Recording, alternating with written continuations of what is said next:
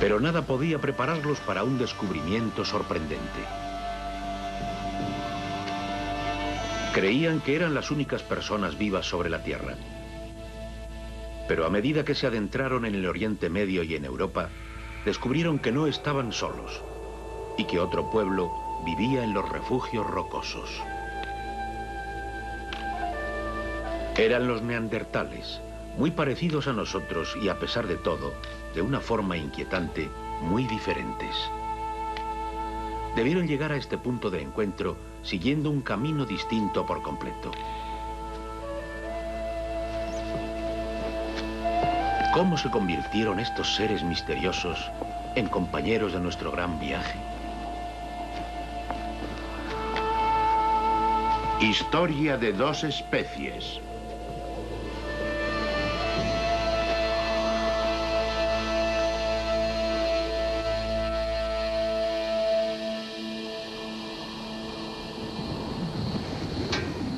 Fue en el Oriente Medio donde el Homo sapiens entró en contacto por primera vez con los neandertales.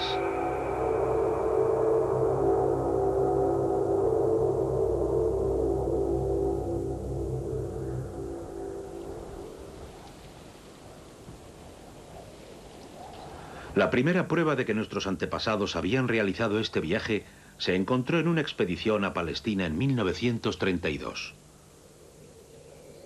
Dorothy Garrod, una arqueóloga inglesa, y un norteamericano, Theodore McEwan, excavaron en una serie de puntos situados entre los afloramientos rocosos de piedra caliza del Monte Carmelo. Descubrieron un antiguo cementerio en la boca de una cueva llamada Skull, que contenía los restos de 10 esqueletos.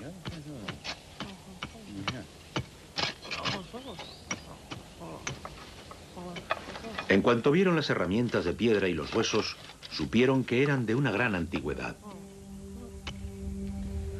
El cráneo mejor conservado pertenecía a un varón de 35 años enterrado solo. Cuando se terminó de hacer la datación, se vio que los restos tenían 100.000 años de antigüedad. Aunque tenían algunos rasgos primitivos, como el toro supraorbital, el reborde óseo saliente del hueso frontal y la mandíbula prominente, el aspecto general de los esqueletos de Skull es moderno y los vincula a nosotros. Estos son los restos de Homo sapiens más antiguos que se conocen fuera de África.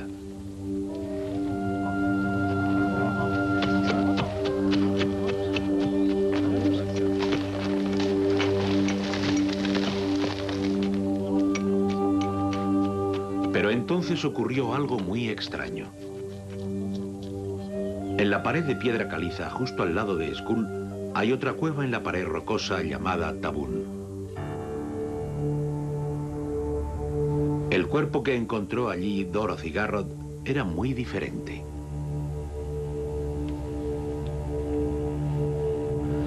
Los huesos de la mujer de Tabún, una vez datados, resultaron ser de la misma época que los del hombre de Skull, hace alrededor de 100.000 años. Pero a pesar de todo, el cráneo femenino revelaba unos rasgos que eran mucho más antiguos. Si observamos juntos a la mujer de Tabún y al hombre de Skull, podemos ver que la cabeza de ella tiene grandes prominencias supraorbitales dobles, la cara proyectada hacia adelante y el cráneo más plano. Mientras que el hombre de Skull tiene los rasgos de un humano moderno, una frente más alta, una cara menos proyectada hacia adelante y una barbilla prominente. ¿Quiénes eran esos seres extraños y de dónde habían venido? ¿Eran parientes lejanos o pertenecían a especies por completo diferentes? Hasta hace poco tiempo nadie lo supo. Pero entonces, un sensacional descubrimiento realizado en la Sierra de Atapuerca, muy cerca de Burgos, proporcionó respuestas a todas estas preguntas. En un yacimiento denominado la Gran Dolina, los arqueólogos han desenterrado un tesoro formado por antiguos huesos.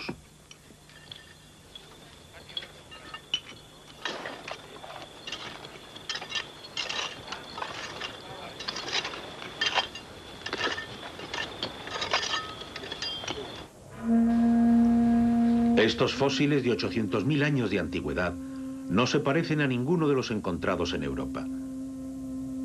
Pero la clave de sus orígenes la proporcionaron sus dientes. El complejo dibujo de sus raíces se ve solo en otra especie y en otro tiempo. En el Homo ergaster, que vivió en África 1 millón de años antes.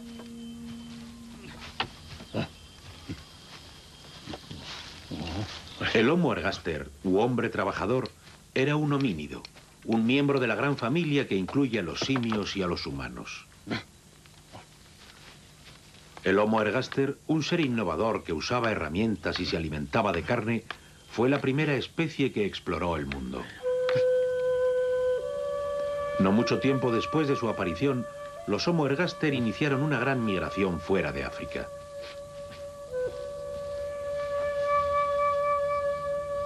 Junto con sus descendientes poblaron el viejo mundo desde el sudeste de Asia hasta Europa.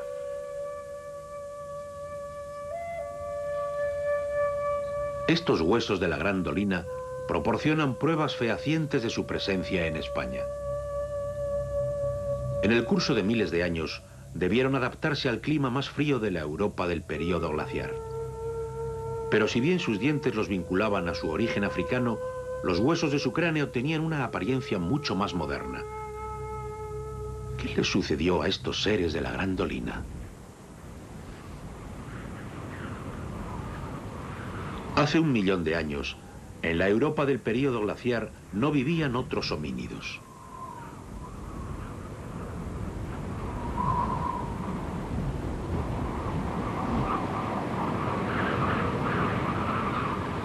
La explicación más plausible es que estos seres, los descendientes del Homo ergaster, se extinguieron tras dar origen a una nueva especie que surgió en Europa, llamada Homo heidelbergensis.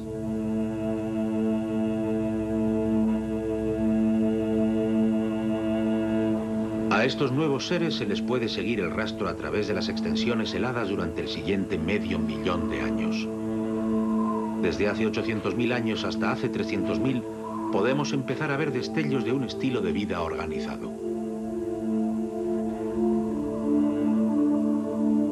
A lo largo y ancho de las llanuras europeas, los grupos itinerantes de esta nueva especie, el Homo heidelbergensis, utilizaron las cuevas y los salientes rocosos como campamentos temporales.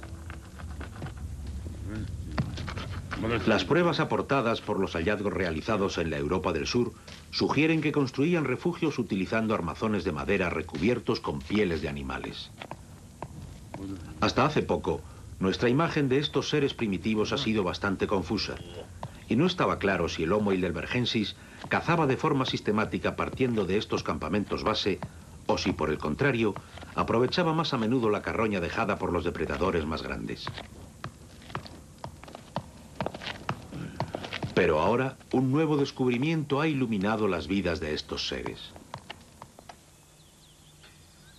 Juan Luis Arzuaga ha dirigido el equipo que ha excavado un yacimiento situado tan solo a unos pocos centenares de metros de la Gran Dolina.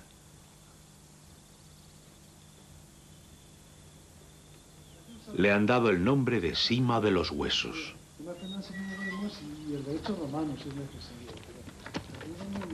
A diario, cuando los arqueólogos entran en la cueva, siguen el camino que recorrieron unos seres misteriosos hace 300.000 años. No hay ningún yacimiento igual a la Sima de los Huesos. Cada día para entrar en ella tienes que esperar media hora de pie para subirte al ascensor. Luego tienes que arrastrarte por unos pasadizos muy estrechos y después hay que bajar por una escalera. Entonces llegas al corazón de esta montaña, a 55 metros por debajo de la superficie. Pero tras encontrar los fósiles humanos, después de tantos problemas, no puedo imaginar un lugar más atractivo, más sorprendente ni más asombroso. Es como buscar el Santo Grial o algo parecido. Y el lugar propiamente dicho, la Sima de los Huesos, es una habitación muy pequeña.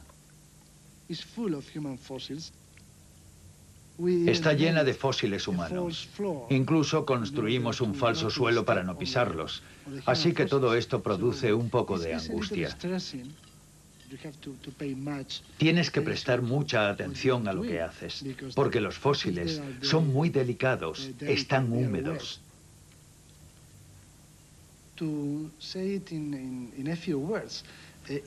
Para resumirlo, es como si te encontraras a un grupo de humanos vivos. Mientras excavaban, los científicos se preguntaban cómo habían venido a parar estos huesos a una cámara tan pequeña y escondida a una profundidad tan grande. ¿Cuál era el secreto que se ocultaba tras la truculenta cima de los huesos?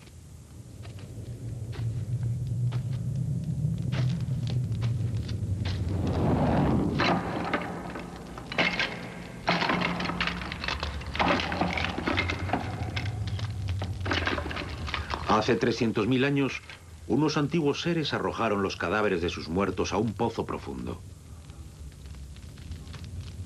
En el fondo del pozo los cuerpos se fueron apilando de forma constante y quedaron conservados entre la arcilla. La cima de los huesos podría ser el primer indicio de una inhumación ritual. Los 2.500 huesos hallados aquí constituyen la mayor colección de restos de homínidos que se haya descubierto jamás.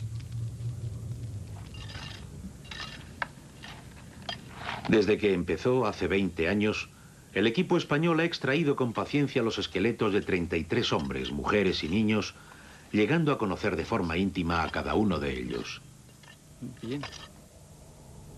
Uno murió a causa de una infección, otro era sordo, y un tercero recibió un golpe grave en la cabeza. Las pruebas que han desenterrado Arzuaga y su equipo están reestructurando por completo la imagen que se tenía del Homo heidelbergensis.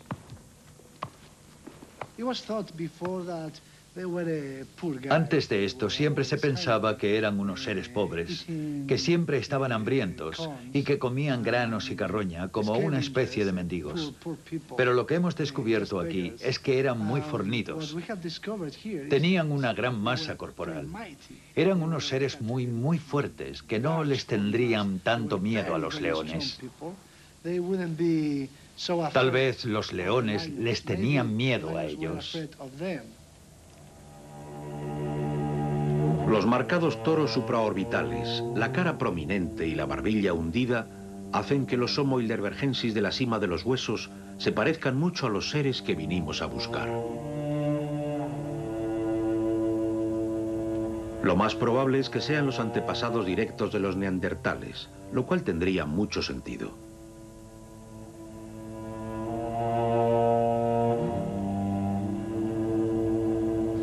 Así pues, podemos seguir la evolución del Homo ergaster desde África hasta llegar a los seres de la Gran Dolina en España. Las pruebas halladas relacionan a estos seres con los Homo heidelbergensis de la cima y más adelante con los neandertales. No hay rastros de neandertales en África ni en el este de Asia, y la mayor parte de las pruebas encontradas proceden de Europa.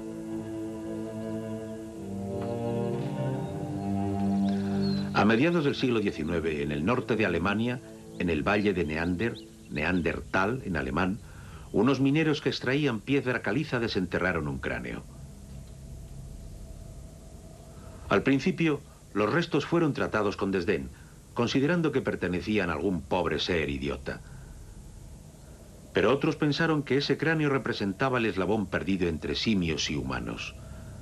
Desde el principio mismo, los huesos del valle de Neander fueron un problema, pues no encajaban con la idea que se tenía acerca de nuestros antepasados.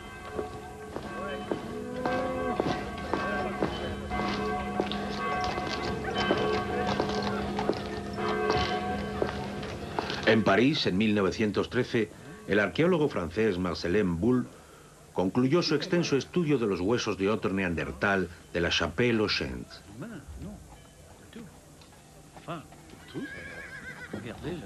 Bull realizó para sus colegas un retrato muy gráfico de este antiguo hombre. El neandertal era un semi-idiota de hombros caídos que arrastraba los pies, con las rodillas y las caderas dobladas. Pero Bull cometió un error de base, ya que interpretó mal las pruebas. El neandertal que estudió Bull había padecido una grave artritis que le había obligado a doblar el cuerpo. Bull sacó la conclusión de que esa era su postura natural, creando así una caricatura de los neandertales como brutos inferiores. Los neandertales eran demasiado primitivos, o bien estaban demasiado lejos de los Homo sapiens como para poder considerarlos como una especie con éxito. Estas eran las ideas de la época. Se trataba de unos fracasos evolutivos carentes de los dones del lenguaje o de la inteligencia. Pero eso estaba muy lejos de la verdad.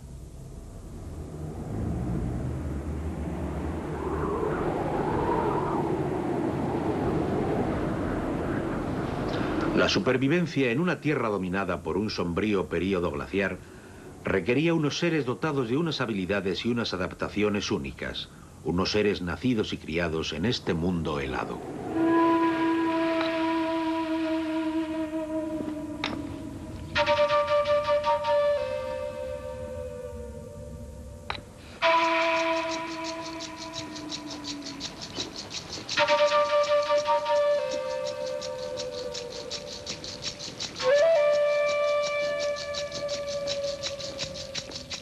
Durante 150.000 años, desde que nuestra especie está en la Tierra, los neandertales vagaron por las llanuras heladas de Europa, desde España y Francia en el oeste, hasta las orillas del Mar Negro en el este.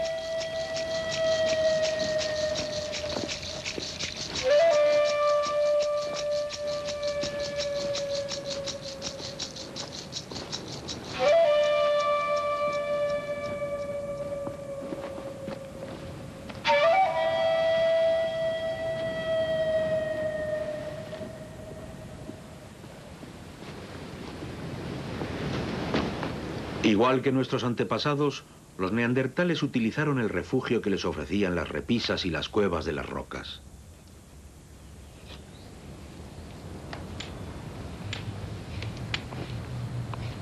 Utilizaban herramientas de piedra similares. Recolectaban sus alimentos y utilizaban el fuego igual que hacíamos nosotros en aquella época. Pero si nos encontrásemos con un neandertal, notaríamos una diferencia muy llamativa. La cara. Tenían un aspecto que se diferenciaba del nuestro de una forma espectacular. En la estructura ósea de la cara de este hombre vemos unos grandes y arqueados toros supraorbitales, y la parte media del rostro tiene unas proporciones enormes.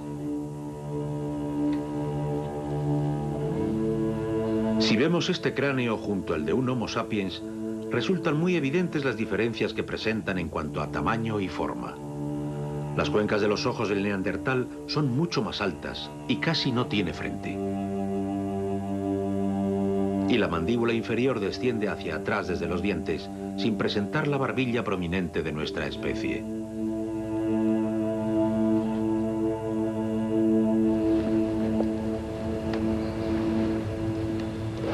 Es probable que sus poderosas mandíbulas actuasen como un torno para sujetar las pieles o la madera mientras las trabajaban.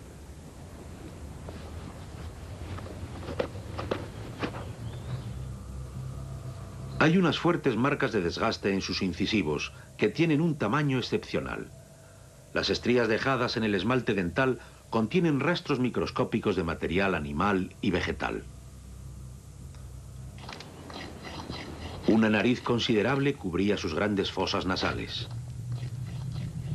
Todos estos rasgos, adaptados de forma especial a un clima frío, permitían a los neandertales calentar el aire helado antes de inhalarlo a los pulmones.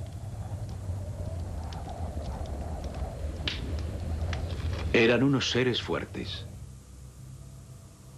El grosor de sus huesos nos indica que tenían unos músculos y unos tendones muy pesados, capaces de levantar al más pesado de los humanos modernos y de lanzarlo por el aire como si fuese una simple rama caída. Pero a pesar de su fuerza no eran altos. La altura media de los varones era de 1,70 m y la de las hembras de 1,60 m.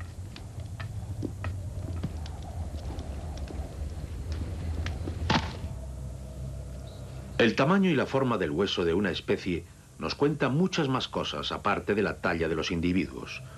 Nos revela también su forma corporal, a partir de la cual podemos saber cómo se adaptaban a un clima en particular.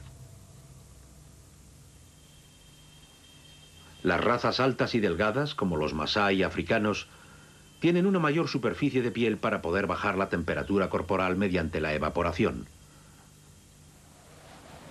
Por el contrario, los esquimales han desarrollado una complexión fornida, de poca estatura y de huesos cortos, para reducir la evaporación y conservar el calor. La adaptación es la clave de la supervivencia. Los huesos de los neandertales nos muestran que sus cuerpos eran bajos y fornidos. Estaban adaptados a la perfección para la vida en un clima frío. A pesar de todo lo que nos hayan podido decir, estos seres no eran unos rudimentarios hombres y mujeres de las cavernas.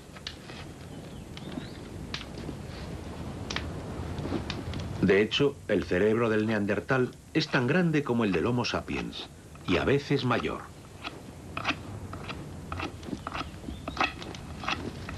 Igual que nosotros, los neandertales se adaptaron con éxito a la vida en la Tierra, y durante un tiempo fuimos compañeros de viaje.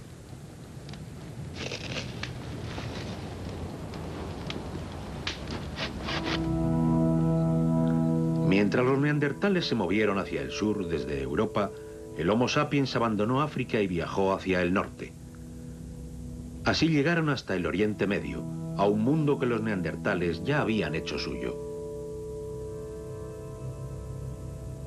Gracias a los cráneos encontrados en Israel en los yacimientos de Skul y Tabún, sabemos que los Homo sapiens y los neandertales vivieron juntos en el Oriente Medio hace alrededor de 100.000 años.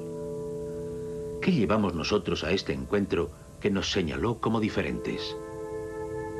¿Qué nos distingue de los neandertales?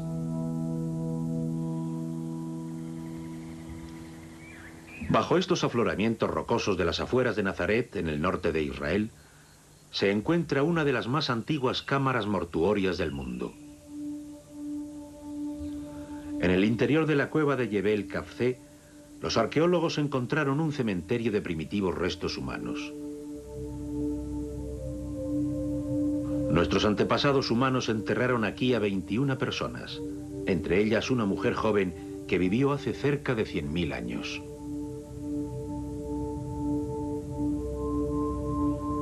Estaba tumbada sobre un costado, con las manos sobre el abdomen y las piernas medio encogidas.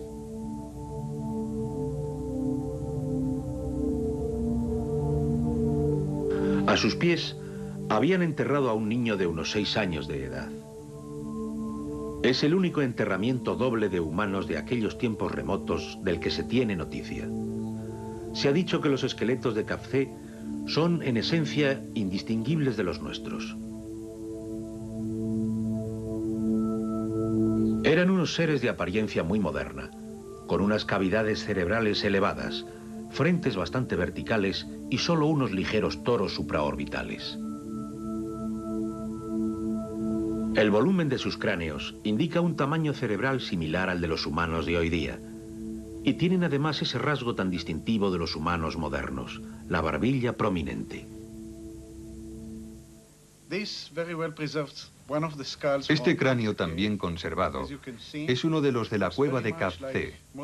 Como pueden ver, se parece mucho al de un humano moderno, y yo le daría una antigüedad de 90 a 100.000 años, lo que nos indica con claridad que los humanos anatómicamente modernos vinieron de África, tal y como dicen los genetistas, y vemos que se parecen mucho a nosotros. No de una manera exacta, pero se acercan mucho. El hecho de que también enterrasen a sus muertos, hiciesen buenas herramientas de piedra, utilizasen ocre rojo con diferentes fines, recogiesen conchas marinas tal vez para adornarse el cuerpo, etc., indica de forma muy clara que los elementos de ciertos comportamientos modernos ya se daban entre estas gentes.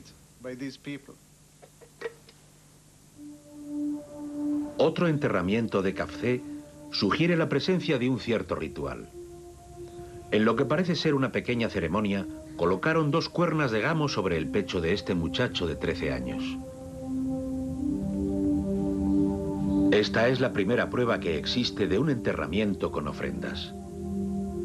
Estas gentes estaban entrando en un mundo de pensamiento abstracto y de símbolos, lo que indica una consciencia en fase de desarrollo. Son cualidades que hemos dado por hecho que son exclusivas de nuestra especie. Pero los Homo sapiens no eran los únicos que enterraban a sus muertos.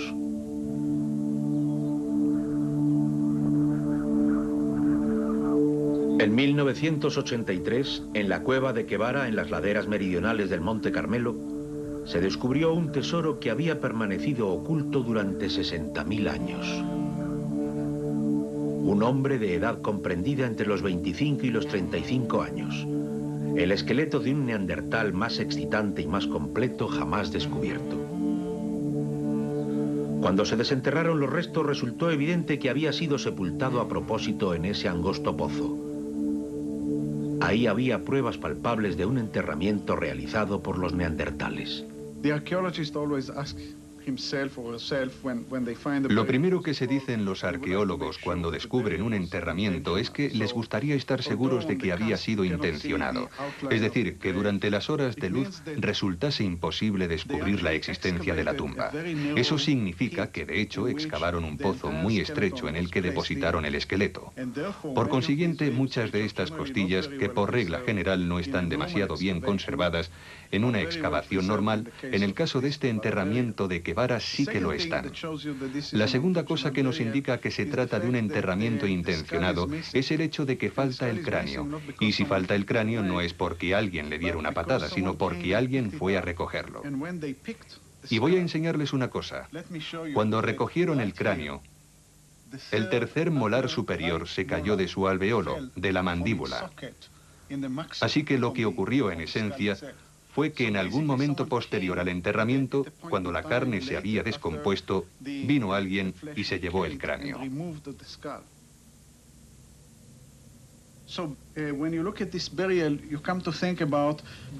De modo que cuando vemos este enterramiento, pensamos en los humanos que excavaron el agujero después de morir este joven, enterraron el cadáver, lo cubrieron y luego tal vez regresaron y se llevaron el cráneo por una razón que desconocemos. Es algo que quizás indica algún tipo de creencias religiosas que no resultan fáciles de descifrar a partir de los restos arqueológicos. Sus instrumentos de piedra nos dan nuevos datos acerca del funcionamiento de la mente de los neandertales. Fabricaban muchos útiles, como esta punta de flecha que tengo en la mano. Si observamos a los pueblos cazadores y recolectores de hoy día, o del pasado más reciente, vemos que a veces al finalizar la caza, a falta de otros utensilios cortantes, utilizan las flechas, las puntas de las flechas. Yo diría que es muy probable que muchas de estas puntas de flechas se utilizaran para cazar, para despedazar a la presa y a veces incluso para hacer agujeros en las pieles, de modo que eran como una especie de navaja de usos múltiples y no se utilizaban solo como cabezas de los proyectiles. Pero de todos modos, la fabricación de unas puntas como estas exige un gran conocimiento acerca de la forma de tallar la piedra.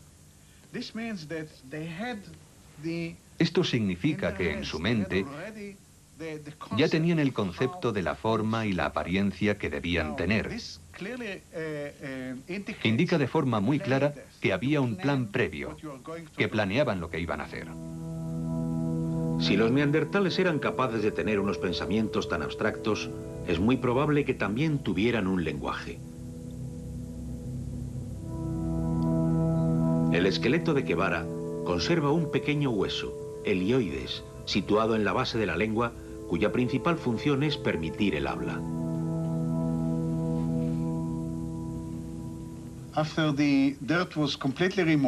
Después de retirar por completo la tierra, encontramos este hueso hioides, que se parece mucho a un hioides humano moderno. Este hueso indica que es probable que estos neandertales de hace 60.000 años fueran capaces de hablar los unos con los otros, de comunicarse entre sí. Cuando obtienes todas estas informaciones, todos estos componentes, llegas a la conclusión de que sí, que estos seres se comunicaban los unos con los otros. Tal vez no tenían un lenguaje elaborado como el que tenemos nosotros, pero no hay duda de que se comunicaban entre sí y hacían las cosas con una cierta planificación previa.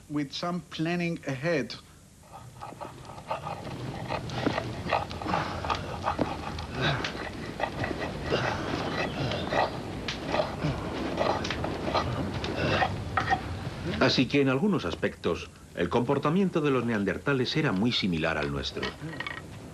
Incluso hay indicios de que cuidaban y se preocupaban por sus semejantes.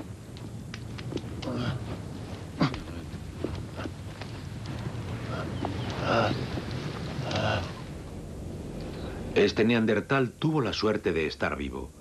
Había sufrido un grave traumatismo en el brazo derecho. A menos que tuviese a alguien que cuidase de él a diario, que le trajese comida y le ayudase, lo más probable es que no hubiese sobrevivido a la lesión.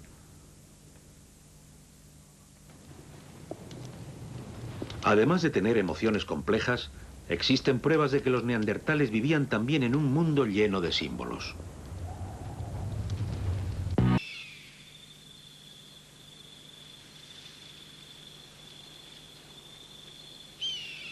El imponente pilar de piedra de Wadi Amud, cerca del mar de Galilea, señala el camino hacia un descubrimiento que marcó un hito. El descubrimiento lo realizaron el profesor Joel Rack y su equipo en 1992. Las excavaciones realizadas en este lugar han exhumado el esqueleto de una niña neandertal con indicios claros de que se trataba de un enterramiento intencionado. Lo más importante de este hallazgo es lo que encontraron sepultado junto a la niña.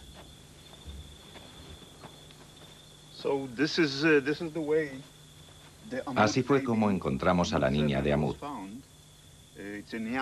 Es una pequeña neandertal, enterrada de forma intencionada contra la pared. Los primeros elementos que quedaron al descubierto fueron estos dos huesos craneales, que al principio no pudimos saber a qué o a quién pertenecían. Sabíamos que eran de un homínido, pero no sabíamos de qué clase de homínido.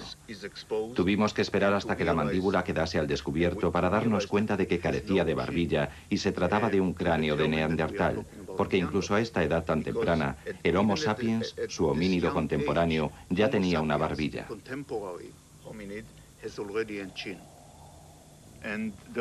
Y no tengo la menor duda de que ciertos objetos, como una mandíbula de reno y unos trozos de cáscara de huevo de avestruz, se colocaron aquí como ofrenda antes de cerrar la tumba.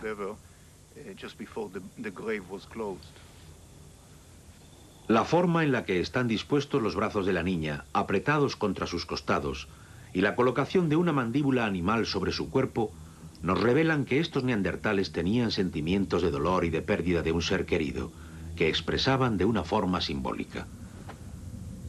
La niña no estaba sola. En esta cueva había otros 14 neandertales enterrados, uno de los cuales, cuando estaba vivo, debía tener un aspecto imponente. Este espécimen de Amud fue encontrado en los años 60. Es un neandertal típico. Tiene una cavidad craneana muy larga y muy chata. Todavía tiene toros supraorbitales y carece de barbilla.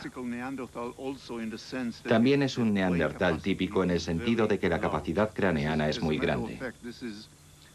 De hecho, es la mayor capacidad craneana de un homínido que se conoce. Tiene más de 1.700 centímetros cúbicos. La mandíbula es muy característica de un neandertal en todos los aspectos. Tiene un espacio retromolar y la cara, en especial la boca prominente, es también muy típica de los neandertales.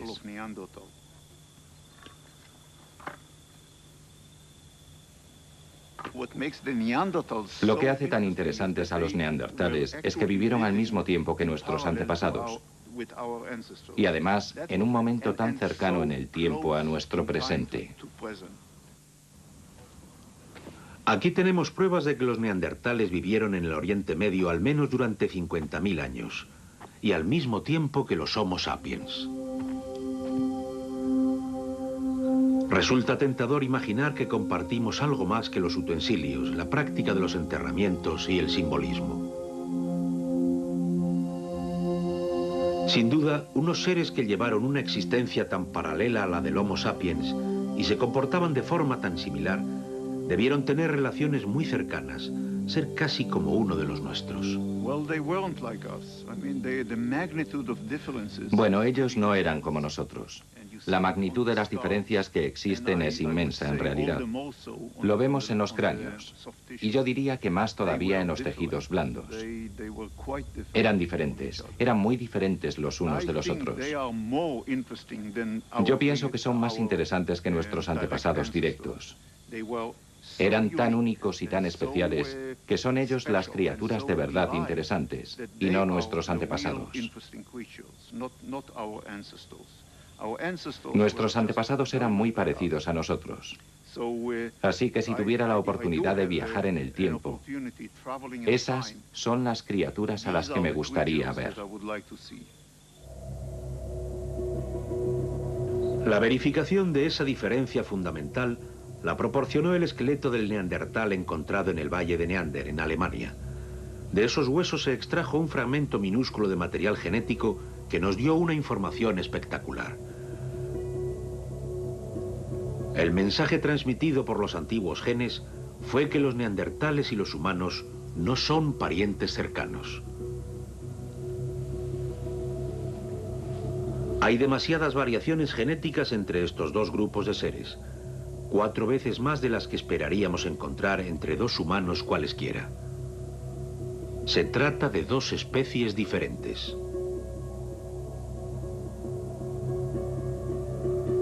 Con casi total certeza compartimos un antepasado común, el Homo ergaster, hace 2 millones de años. Pero a partir de aquel momento nuestros viajes evolutivos nos llevaron a puntos situados a un mundo de diferencia. Los neandertales aparecieron en Europa a través de la estirpe de los Homo heidelbergensis, mientras que nosotros evolucionamos en África y aparecimos hace solo 130.000 años.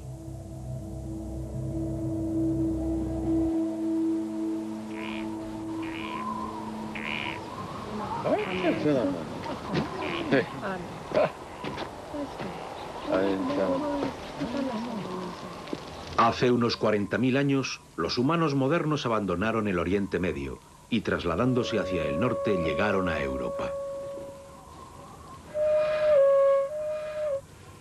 Esto supuso un desastre para los neandertales, que al cabo de 15.000 años se extinguieron.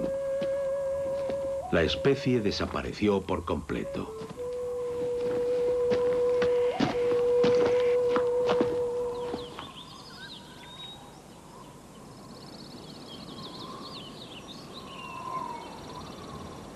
Las pistas para saber cómo ocurrió este hecho se pueden deducir a partir de los datos encontrados en el suroeste de Francia.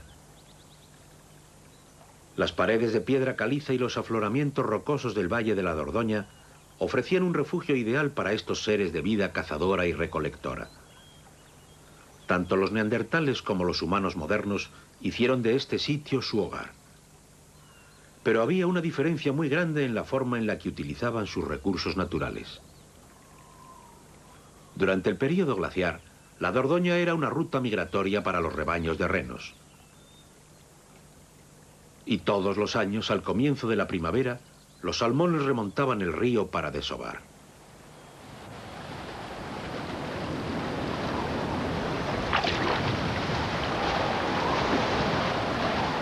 A partir del momento en el que ocuparon el valle, los humanos modernos organizaron sus vidas alrededor de las migraciones estacionales de los animales y de los peces.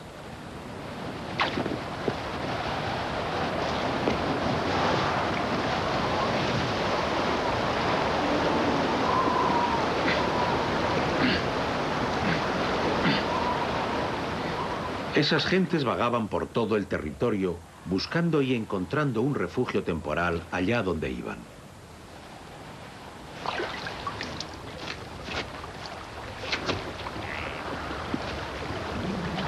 De esta forma, permanecían cerca de la fuente itinerante de alimento, como los salmones, a los que solo podían atrapar durante el período limitado de la freza.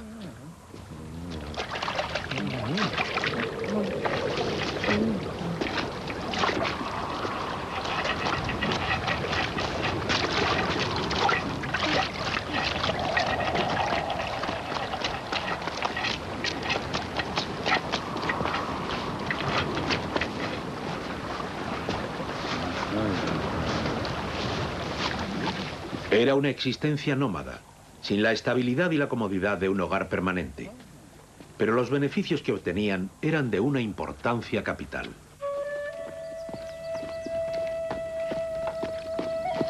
Suministraban alimento de forma constante a sus familias, con lo que aumentaban las probabilidades de supervivencia de los más jóvenes y los más viejos. Eso fue crucial para la supervivencia del grupo entero. Los ancianos eran los que guardaban los conocimientos de la tribu y se los transmitían a la siguiente generación.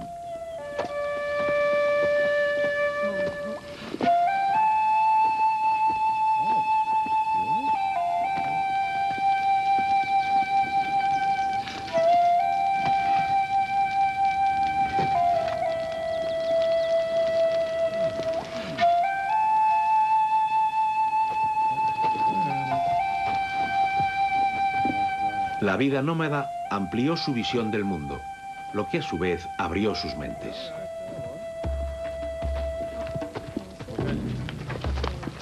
Llegaron a conocer y a entender cada nuevo paisaje, con sus especies animales y vegetales. Aprendieron a planificar con antelación y a prever tanto las posibilidades como los problemas. El cambio constante alentó la flexibilidad y la innovación.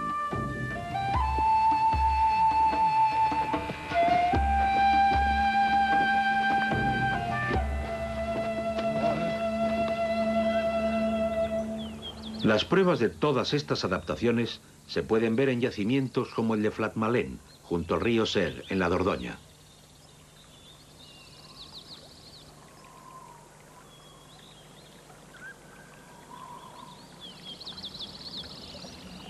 Crearon unos utensilios de piedra sofisticados y por completo nuevos para pescar a los salmones y cazar a los renos. Estas puntas encontradas aquí, cuando las fabricaron, eran tan afiladas como una moderna navaja de acero. Buscando las mejores piedras, fueron a recoger materiales de lugares muy lejanos, llegando incluso a intercambiarlos con cazadores que vivían a 400 kilómetros de distancia.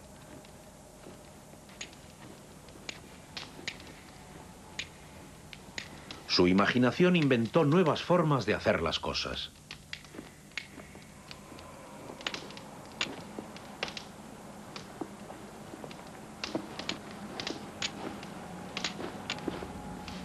Fabricaron sus utensilios con una mayor finura y un mayor dominio técnico del material en bruto. Hicieron cuchillos y puntas de armas para las aplicaciones más específicas. Empleando resina, tendones y fibras, unieron las nuevas puntas a lanzas de madera, añadiendo un arma nueva y eficaz a su arsenal de caza.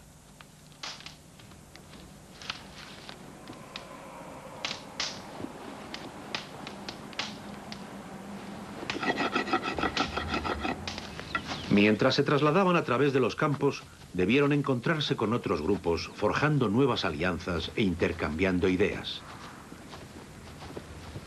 Puede que de esta forma naciese la sociedad humana tal y como la conocemos. Y lo más probable es que este estilo de vida estratégico les diese a nuestros antepasados esas ventajas de importancia tan fundamental. Por el contrario, los neandertales llevaban una existencia dominada por la rutina y la falta de imprevistos. Las pruebas halladas en sus yacimientos, como el de Le Moustier, nos muestran que preferían establecer campamentos permanentes.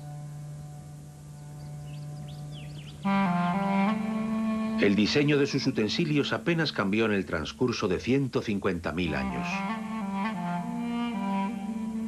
Los materiales en bruto los recogían en las cercanías y rara vez a más de 50 kilómetros de distancia.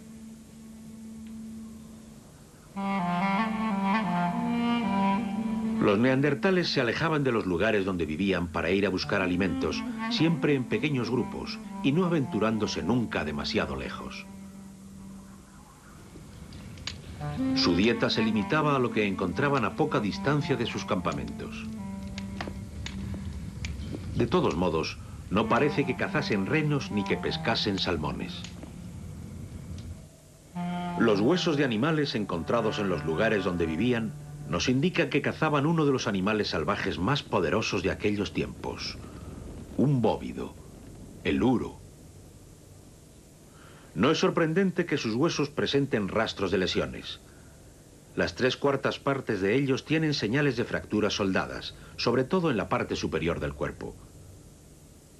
Los accidentes se cobraban sus víctimas. Este neandertal, rodeado de piedra caliza, sufrió una caída mortal. Su estilo de vida adusto y autosuficiente los aisló de otros grupos y familias neandertales. Pero había un grupo de seres con el que sí entraron en contacto: las bandas itinerantes de Homo sapiens.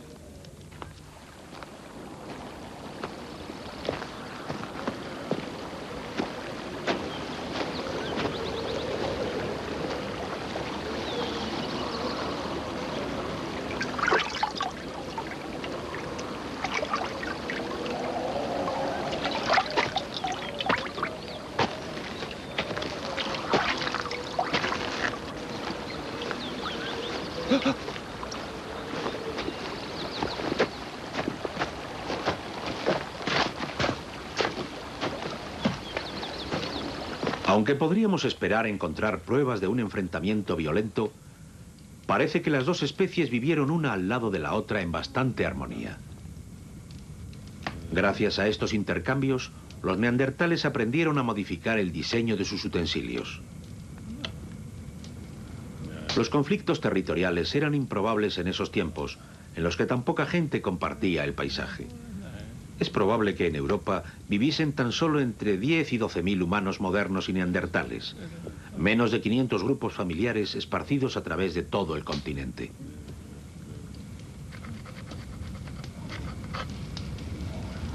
La pregunta que nos plantea este contacto entre las dos especies es si se cruzó la una con la otra. Resulta difícil imaginarlos viviendo tan juntos durante miles de años sin tener contactos sexuales.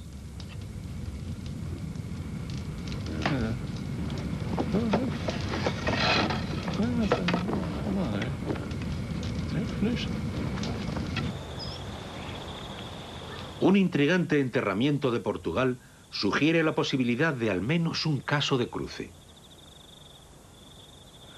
El cuerpo de un niño de 4 años, manchado de ocre rojo, muestra una mezcla de características propias de los neandertales y de los humanos modernos. Los huesos de los miembros son cortos y gruesos, mientras que los fragmentos del cráneo son como los de un Homo sapiens. Pero esta curiosa criatura murió sin descendientes.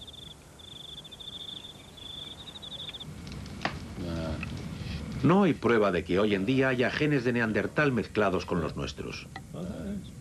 Fuesen cuales fuesen las relaciones entre ellos, al final nuestra especie desplazó a la de los neandertales.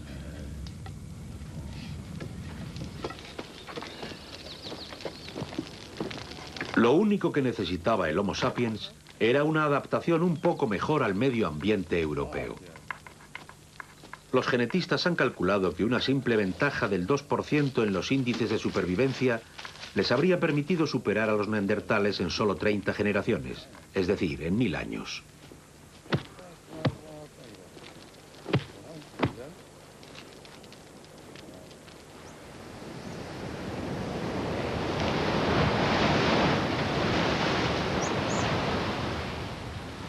Fue aquí, en la península ibérica, donde los neandertales tuvieron su último bastión.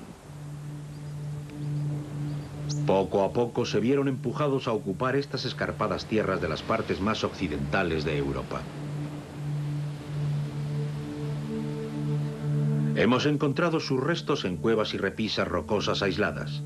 Sobrevivieron aquí y allá. Este cráneo de Saint-Césaire, en Francia, ha sido datado con una antigüedad de 36.000 años. Y esta mandíbula de hace 27.000 años, encontrada en Zafarraya, en Málaga, pertenece al último neandertal del que tenemos noticia. Estas tardías fechas traen las vidas de los últimos neandertales inquietantemente cerca de nosotros. Los neandertales fueron unos seres extraordinarios. Lejos de ser unos fallos evolutivos, sobrevivieron durante más de 150.000 años a través de lo más crudo del período glaciar.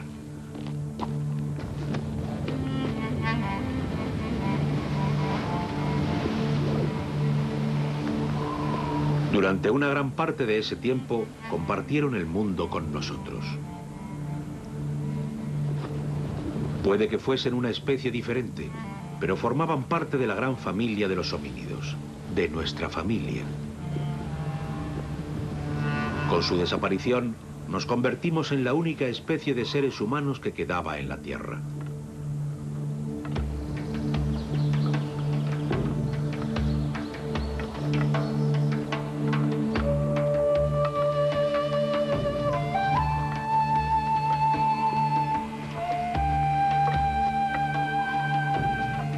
A través de los continentes, del espacio y del tiempo, el Homo sapiens siguió deambulando por el mundo.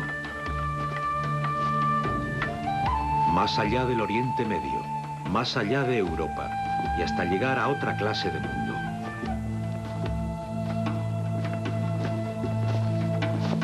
El viaje de nuestros antepasados iba a embarcarse en su aventura más impresionante y más espectacular, con rumbo a lo desconocido, al inexplorado territorio de la mente.